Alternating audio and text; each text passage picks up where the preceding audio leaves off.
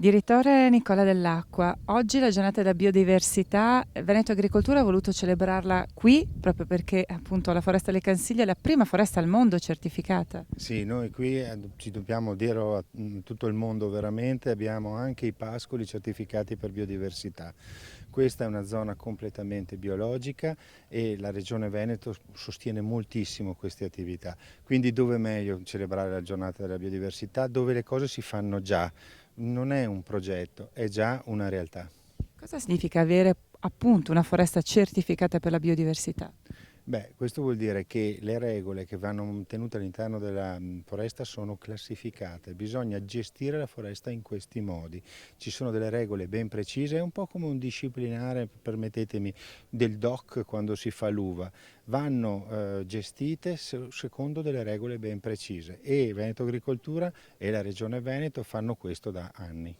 Ecco, tra l'altro questa foresta è, tra virgolette, certificata storicamente ancora all'epoca della Serenissima. Certamente, questa è la foresta da Remi e è una delle prime foreste gestite perché è già 1000 anni che la gestisce, quindi gli uomini che attualmente diciamo i martellatori e gli uomini che gestiscono la foresta del Cansiglio sono storicamente gli avi dei veneziani e in questo periodo che si celebra l'anniversario della Repubblica Veneziana, beh, dove meglio fare questo concerto. Bene. Allora, mi faccio dire nome e cognome e qualifica esatta. Io sono il generale Pierangelo Baratta e sono il comandante dei Carabinieri Forestali del Veneto. Qui avete un'area molto vasta che gestite ormai da moltissimi anni. Sì, assolutamente, qui c'è una delle nostre strutture che sono rimaste in gestione allo Stato e quindi è una riserva che noi gestiamo da diversi anni con l'intento di fare di questa gestione un prototipo per il cosiddetto oggi tanto noto e tanto sentito sviluppo sostenibile, insomma, e quindi come si può stare a vivere nella natura, ad avere i servizi, ma ad avere una qualità della vita che sia assolutamente migliore di quella che si vive in altre parti, insomma. Quindi sostenibilità ambientale, oggi tra l'altro è la giornata della biodiversità e questa foresta è certificata unica al mondo.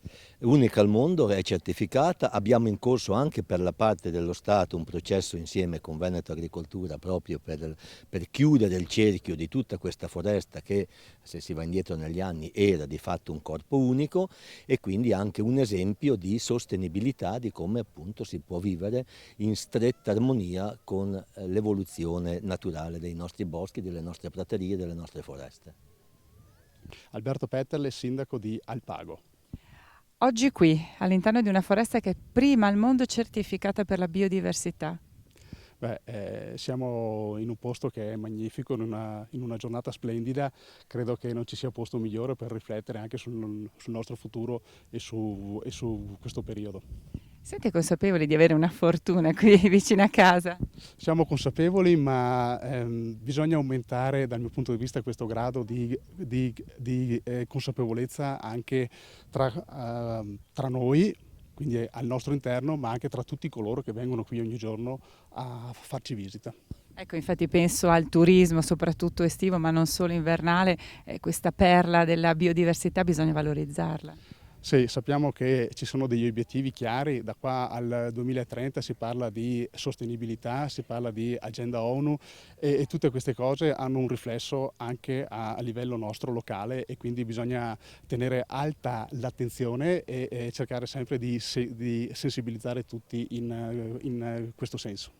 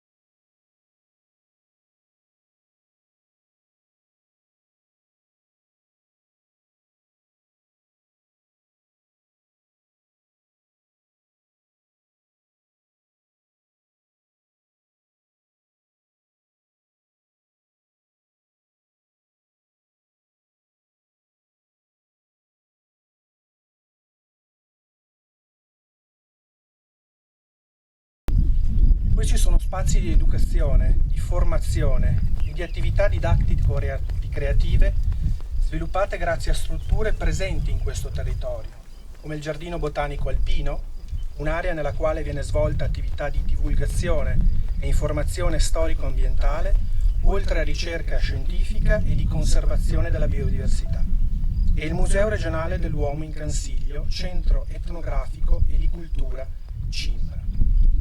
Il concerto al quale assisteremo assume pertanto un significato particolare, è un omaggio al Cansiglio, ai suoi luoghi e alla sua foresta. Al pianoforte Gloria Campaner, una delle artiste fra le più versatili della sua generazione.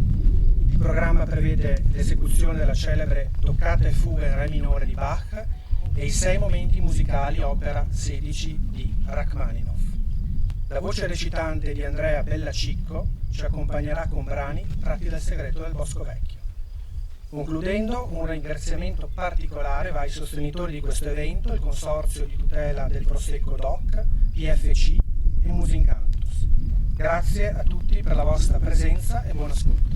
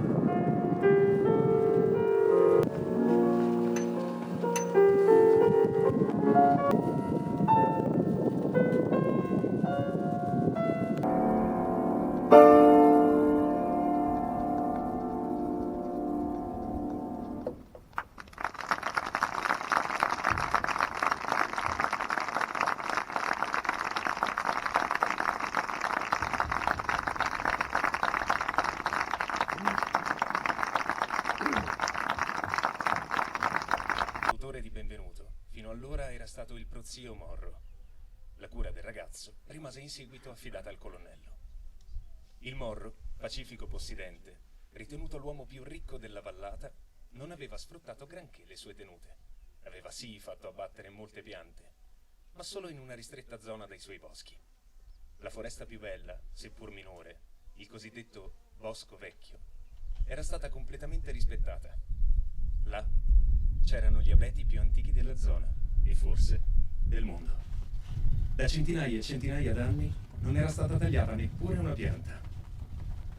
Fin dai secoli scorsi tutti si erano accorti che il Bosco Vecchio era diverso dagli altri.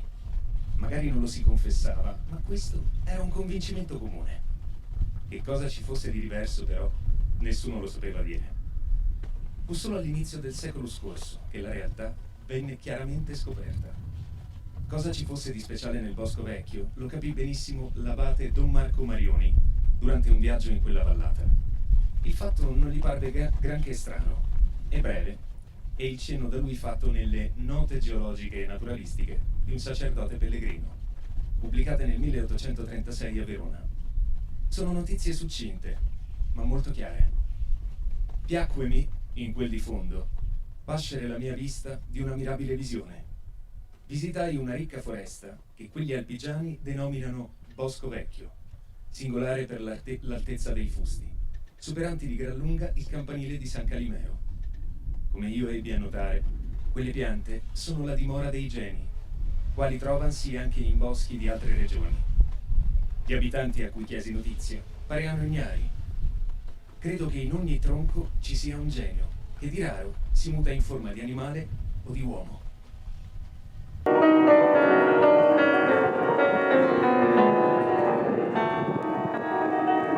Dopo la morte gli aveva anche fatto erigere un monumento. Una statua modesta, è vero, ma lavorata egregiamente. Dinanzi a un bicchiere di vino che non gli piaceva, appena conobbe il monumento.